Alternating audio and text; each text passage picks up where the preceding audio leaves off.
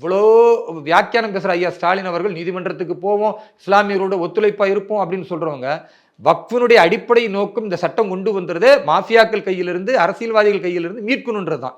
நீங்கள் 4 வருஷம் ஆட்சியில் இருந்தீங்கல்ல, இந்து சமய அறநிலையத்துறை மாதிரி இஸ்லாமியர்களுக்குன்னு பேசுறீங்கல்ல, அந்த அறநிலையத்துறையில் பல சொத்துக்கள் அபகரிக்கப்பட்டதை மீட்டு விட்டோம்னு சேகர் பாபு அவர்கள் அமைச்சர் பட்டியலிடுகிறார்ல.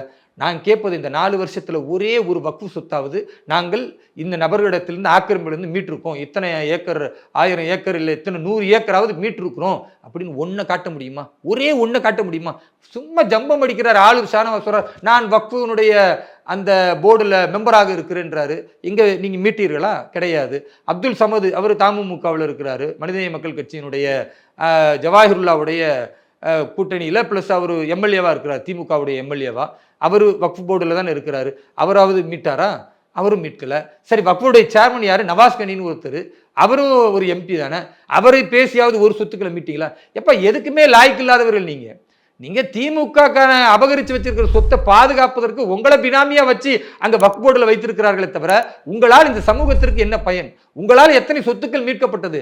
நீங்க வேண்டுமானால் இந்துக்களிடத்துல வம்புழுக்கிறதுக்கு நம்ம திருப்பரங்குன்றம் கோயிலுக்கு போய் மாட்டுக்கறி பிரியாணி சாப்பிட்றதுக்கு நவாஸ்கனி போவாரே தவிர வக்ஃபு சொத்தை மீட்பதற்கு போய் எங்கேயாச்சும் பிரச்சனையில் நின்று இருக்கிறாரா? இஸ்லாமிய மக்களுடைய சொத்துக்களை நாங்க மீட்க போறோம் அப்படின்னு என்னைக்காச்சும் குரல் எழுப்பி இருக்கிறாரா? இத்தனை சொத்துக்கள் அபகரிக்கப்பட்டிருக்குன்னு தமிழக முதல்வர்கிட்ட சொல்லி இருக்கிறாரா? அதெல்லாம் சொல்ல மாட்டாரு. இந்து மக்களோட வம்புழுக்கிறதுக்கு உரண்டை இழுக்கிறதுக்கு ஒன்னா இருக்கிற நல்லிணக்கத்தை கெடுக்கிறதுக்கு திமுக போற எலும்பு துண்டுகளுக்கு பலியாகிறவர்கள் தான் நவாஸ்கனியும் அப்துல் சமதும் ஜவாஹிருல்லாவும் ஆளுர் ஷானவாஸும். இந்த அருவருக்கத்தக்கவர்களை இந்த சமூகம் ஏன் இன்னும் நம்புது? இஸ்லாமிய சமூகம் இவர்களை புறக்கணிக்க வேண்டாமா? கடந்த காலத்தில் இவர்கள் என்ன சொன்னார்கள்? இவர்கள் இப்ப என்ன செய்து கொண்டிருக்கிறார்கள்? இதே ஜவாஹிருல்லாவும் அப்துல் சமதும் கடந்த காலத்தில் திமுக தான் எங்களுடைய ஒற்றை எதிரி, திமுக ஒழிக்கணும்னு தான் நாங்க கட்சியே ஆரம்பிக்கிறோம், நாங்க தனி சின்னத்தில் நிற்பதுதான் பெருமை, முஸ்லீம் லீக் அடிமை கட்சி, திமுகவுக்கு அடிமை சேவகம் செய்கிறதுன்னு சொன்னாங்க. இன்னைக்கு நீங்க போய் எம்எல்ஏவா திமுக போய் நிக்கிறீங்களே, உதயசூரியன் சின்னத்தில் நின்று நாங்க திமுக உறுப்பினர் எழுதி கொடுத்துட்டு தானே போய் நிக்கிறீங்க. வெக்கமா இல்லையா?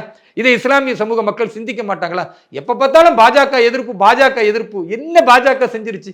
வாங்க பேசுவோம். எவ்வளவு காலம் எதிர்த்து நின்றுகிட்டே இருப்பீங்க? இன்னும் 20 ஆண்டுகளுக்கு பாரதிய ஜனதா கட்சி தான் ஆட்சியில் இருக்க போகுது.